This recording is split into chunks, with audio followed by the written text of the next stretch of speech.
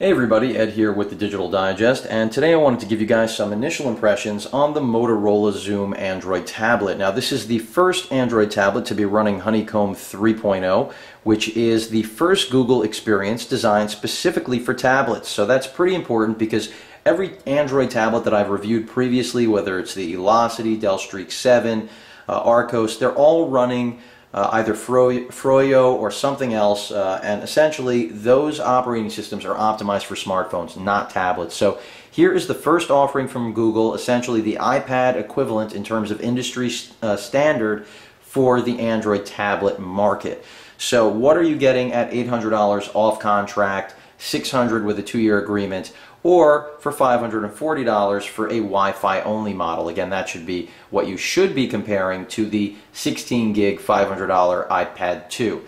Spec-wise, you're looking at a 1280 by 800 display, which in terms of resolution obviously is the highest to date among any tablet. Really good viewing angles. It's not an IPS based display, so it doesn't have quite the same pop and color saturation as the iPad, even though the iPad is lower res and a smaller screen. The iPad's 9.7, this is 10.1 inches.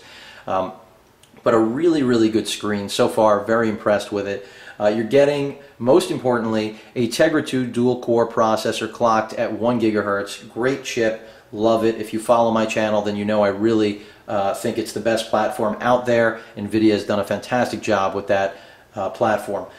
Also, you're getting 1 gig of RAM on here. The iPad 2, you're only going to see 512. They kind of dropped the ball on that one, not sure why, but the iPad 2 is for another day. Back to the Motorola Xoom. You've got 32 gigs of internal storage, so I feel that's more than enough for my need. There is also micro SD card slot expansion capability, although it is not functional out of the box, much like the 4G capability. Both of those are going to be activated through an upgrade in the second quarter, which will be a free service through Motorola, but you will have to ship in your unit for that. But it should be relatively seamless from what I understand, and frankly not a big deal to me because the chief competition for this device, the iPad 2, doesn't even offer those 4G or storage expansion even in the form of an upgrade. So certainly welcome that, even if I have to wait on it.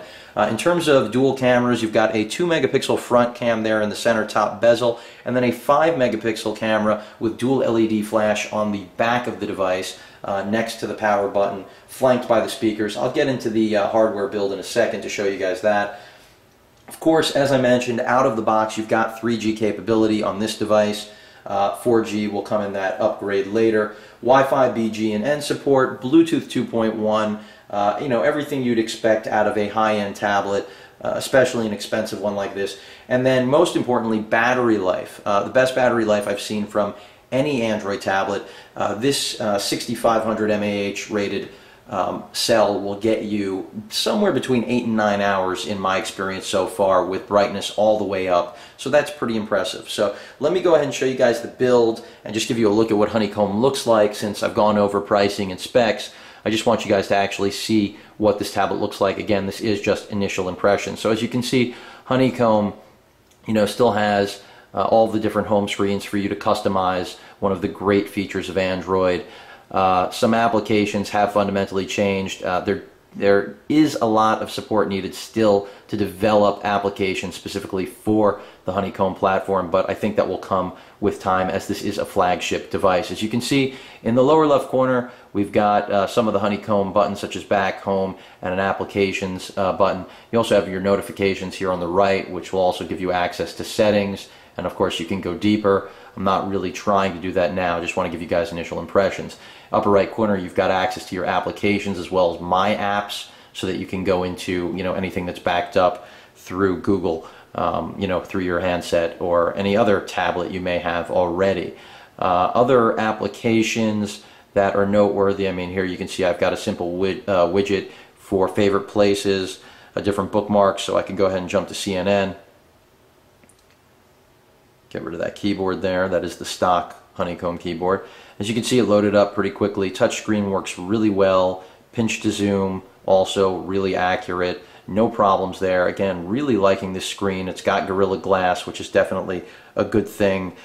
Great for being scratch resistant, not scratch proof. Keep that in mind. Also, let me just show you quickly Here's a little bit of Pride and Prejudice on the e-reader application, which I think is really nice, but again, I don't recommend tablets as e-readers simply because they aren't great for your eyes, at least in my opinion. But again, that varies by user. I know plenty of people who own tablets, whether they're iPads or Android based, and have absolutely no problem using it as an e-reader. There you can see the YouTube app. I'm going to dive more into Honeycomb and how it's changed the experience later. Let's go ahead and just look at the build. At the bottom you can see we've got our ports, which you won't find on a lot of the competition. We've got our charging port as well as our micro HDMI, or excuse me, mini HDMI. I stand to be corrected on that, as well as your USB port. Then on the left-hand side of the device, you have your volume rocker right there. On the back, you can see we have a nice matte rubberized finish, which I happen to like. There's your 5 megapixel camera that also is capable of 720p video at 30 frames per second. Dual LED flash. The speaker, or at least one of the 2 stereo speakers, which are pretty good. The sound is definitely good on this tablet, no complaints there. The power button, I can't tell you how much I love that they put the power button here. Great engineering. Initially I scratched my head, but the purpose it serves is that you will never accidentally turn off your screen ever again while browsing or watching a video. So really smart. Nothing on the right side. A really minimalist design, which I like. Why would I not like that? I think everybody agrees. Your 3.5mm headphone jack is right there in the middle, and then you've got your SIM card slot, which I believe is where the SD card expansion capability is going to be as well. So anyway, that gives you guys a pretty good idea of what the Motorola Xoom looks like and has to offer at its lofty price tag. Again, really liking this device. Battery life is great. Performance is fantastic. Multi-tab web browsing. Really blurring the line between, tablets and, traditional computing experiences such as netbooks. Anyway, any questions or comments, please feel free to post them. And as usual, guys, please feel free to subscribe. Later.